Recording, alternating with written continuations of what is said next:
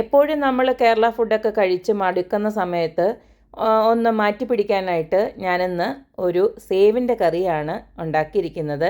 സേവെന്ന് പറഞ്ഞാൽ അറിയാമല്ലോ, നമ്മൾ ആ ഒരു മിക്സറിനകത്തൊക്കെ കിട്ടുന്ന സേവില്ലേ, ആ ഒരു സേവ് വെച്ചിട്ടുള്ള കറിയാണ്. ഇത് നല്ല അടിപൊളി ടേസ്റ്റാണ്. ചോറിൻ്റെ കൂടെയും ചപ്പാത്തിയുടെ കൂടെയൊക്കെ നല്ല അടിപൊളി ഒരു കോമ്പിനേഷനാണ്. അപ്പോൾ നമുക്ക് ഈ ഒരു റെസിപ്പി എങ്ങനെയാണ് ഉണ്ടാക്കുന്നത് നോക്കിയിട്ട് വരാം. നോർത്ത് ഇന്ത്യൻ റെസിപ്പി ആയിട്ടുള്ള സേവ് കറിക്ക് വേണ്ടിയിട്ട് ഞാനൊരു 2 കപ്പ് സേവ് അതുപോലക്ക് വാങ്ങിച്ച സേവാണ്. ഇതിങ്ങനെ ഇതുപോലൊക്കെ ഒരു പാത്രത്തിലോട്ടാക്കി വെച്ചിട്ടുണ്ട്. മെയിൻ ഇൻഗ്രീഡിയൻറ്റ് ഇത് തന്നെയാണ്. പിന്നെ ഇതിലേക്ക് ഞാൻ എടുത്ത് വെച്ചിരിക്കുന്ന ഒരു 3 മീഡിയം സൈസ് സവാള ഇതുപോലൊക്കെ സ്ലൈസ് ആക്കി വെച്ചിട്ടുണ്ട്. പിന്നെ ഒരു 3 പച്ചമുളകും അരിഞ്ഞ് വെച്ചിട്ടുണ്ട്. പിന്നെ ഒരു 2 ടൊമാറ്റോ ഇതുപോലൊക്കെ 2 ടൊമാറ്റോ സ്ലൈസ് ആക്കിയും വെച്ചിട്ടുണ്ട്. 2 ടൊമാറ്റോ ഇതുപോലൊക്കെ പേസ്റ്റും ആക്കി വെച്ചിട്ടുണ്ട്. പിന്നെ ഇതിലേക്ക് ഒരു ചെറിയ കഷ്ണം ഇഞ്ചിയും അതുപോലൊക്കെ ഒരു 3-4 അല്ലി വെളുത്തുള്ളിയുടെ ഇതുപോലൊക്കെ ഒന്ന് പേസ്റ്റാക്കി വെച്ചിട്ടുണ്ട്. പിന്നെ അടുത്തത് നമുക്ക് വേണ്ടത് കുറച്ചേറെ മല്ലിയിലയാണ്. അതും ഞാൻ മല്ലിയില ഇതുപോലൊക്കെ ഞാൻ കഴുകി റെഡിയാക്കി പൊടിയായിട്ട് അരിഞ്ഞു വെച്ചിട്ടുണ്ട്. ഇനി അടുത്ത് നമുക്കിതിലേക്ക് ഒരു മസാല തയ്യാറാക്കാനായിട്ട് ആദ്യം തന്നെ ഒരു 2 സ്പൂണ് മുളക് പൊടി ഞാൻ ഈ ഒരു ഇതിലോട്ടിട്ട് കൊടുക്കുകയാണ്. 1.5 ടീസ്പൂണ് മല്ലിപ്പൊടി ഇട്ട് കൊടുക്കുകയാണ്. ഒരു 1/4 ടീസ്പൂണോളം മഞ്ഞൾപ്പൊടി ഒന്നിട്ട് കൊടുക്കുകയാണ്. ഇതിലേക്ക് ഇട്ട് കൊടുക്കുന്നത് ചാട്ട് മസാലയാണ്. ചാട്ട് മസാല ഇല്ലെങ്കിൽ നിങ്ങൾക്ക് നമ്മുടെ സാധാ മസാലപ്പൊടി വേണമെങ്കിലും ചേർക്കാം.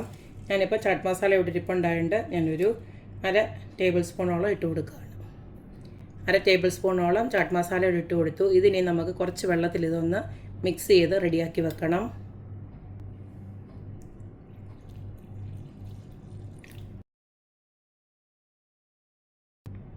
ഇപ്പോൾ നമുക്ക് മസാലയ്ക്കുള്ള പൊടികളും എല്ലാം റെഡിയാക്കി വെച്ചിട്ടുണ്ട്.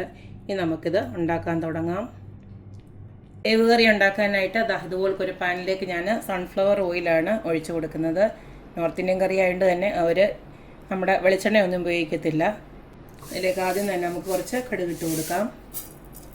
ഇതിലേക്ക് ഇട്ട് കൊടുക്കുന്നത് നമ്മുടെ ക്യുമിൻ സീഡാണ്, ജീരകം.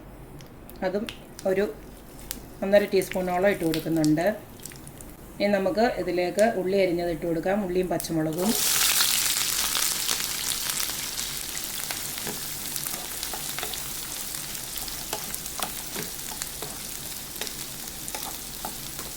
ഇതിൻ്റെ കൂട്ടത്തിൽ തന്നെ നമുക്ക് ഇഞ്ചിയും വെളുത്തുള്ളിയുടെ പേസ്റ്റ് ആക്കിയതോടെ ഇതിനകത്തോട്ട് ഇട്ട് കൊടുക്കാം.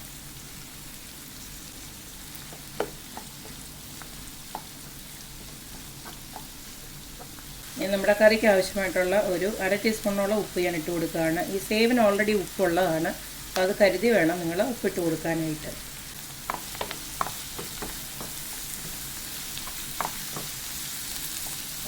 ഇതിലേക്ക് നമുക്ക് കുറച്ച് കറിവേപ്പില ഇട്ട് കൊടുക്കാം.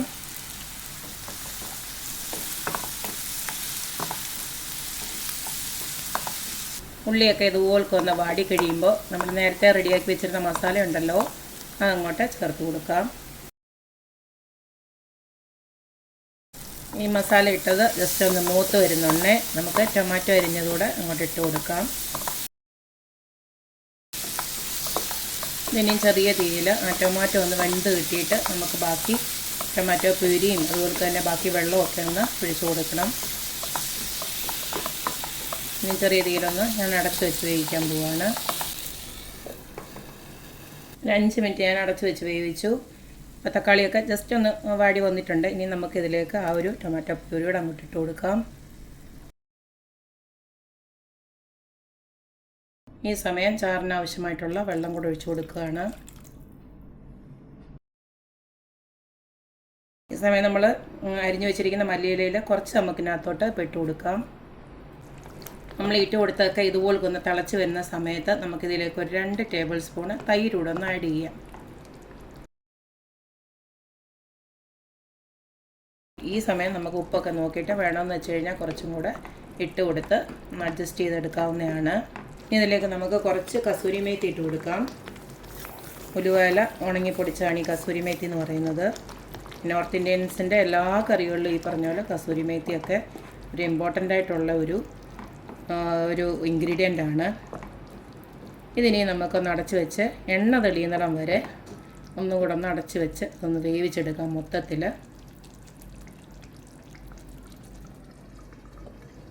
ഒരു 5 മിനിറ്റ് ഇതുപോലൊക്കെ ഒന്ന് അടച്ച് വെച്ചപ്പോഴത്തെ കണ്ടില്ലേ എണ്ണയൊക്കെ തെളിഞ്ഞ് വന്നിട്ടുണ്ട്.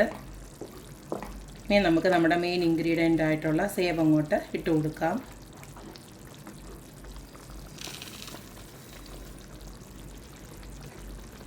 ഞാൻ ഈ ഒരു കറി ഉണ്ടാക്കാനുള്ള കാരണം ഞങ്ങളുടെ ഒരു ഫ്രണ്ടിൻ്റെ മോള് ഒരാഴ്ചയായിട്ട് ഇപ്പം എനിക്ക് ഗസ്റ്റായിട്ട് ഇവിടെ ഉണ്ട്. അപ്പം അവളാണ് എനിക്ക് പറഞ്ഞത്, അവിടെ ഫ്രണ്ട്സൊക്കെ മൊത്തവും നോർത്ത് ഇന്ത്യൻ പിള്ളേരാണ്. അപ്പോൾ അവർ ഈ പറഞ്ഞ പോലെ ഈ സേവ് വെച്ചിട്ട് ഇതുപോലൊരു കറി ഉണ്ടാക്കുക ആൻറ്റി എന്ന് എൻ്റെ അടുത്ത് പറഞ്ഞു. അങ്ങനെയാണ് ഞാൻ ഈ ഒരു കറി ഉണ്ടാക്കാനുള്ള കാരണം.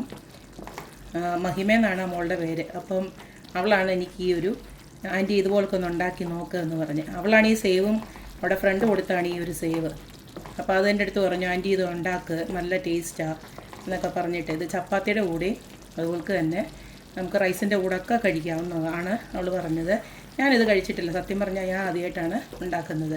പിന്നെ ഞാൻ യൂട്യൂബിൻ്റെ റെഫറൻസ് എടുത്തു എങ്ങനെയാണ് ഉണ്ടാക്കുന്നതെന്ന് അറിയാനായിട്ട്. എന്തായാലും നല്ല ടേസ്റ്റ് ഉണ്ട് കേട്ടോ.